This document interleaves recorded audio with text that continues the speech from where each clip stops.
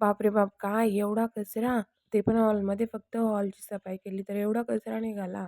ज्या दिवशी सर्वांना मग आज सकाळी लवकर उठले आणि नक्षनी शिकायला स्कूलमध्ये पाठवून दिलं. मग मी विचार केला, की आज घराची सफाई करून घेऊ.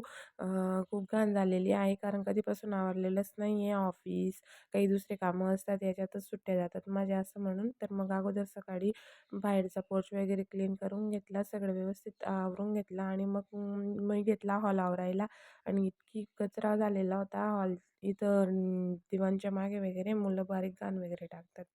तर पप्पांना म्हटलं टीव्ही युनिट साफ करा, टीव्ही साफ करा.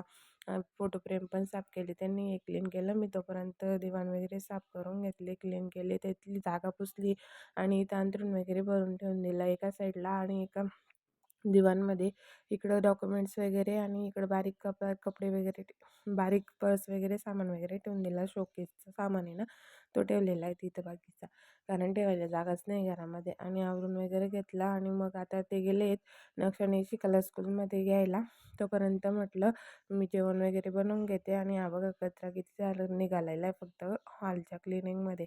इथं मी कुकरला वांग्याची भाजी लावून घेतली होती आणि इथे चपात्या करून घेतल्या होत्या. गरम गरम चपात्या त्यातच बनवल्या आणि नक्षनी शिका आले स्कूलमधून आणि ते म्हणत होते, "मम्मी तू आज काय करते?" म्हटलं, "क्लिनिंग करते." मग ते म्हणे, "आम्ही पण तुला मदत करतो." मग मग जेवण वगैरे झाल्यावर आवरून घेतलं सगळं. चला तर मग भेटूया पुढच्या व्हिडिओमध्ये. तोपर्यंत आयडीला फॉलो करून घ्या.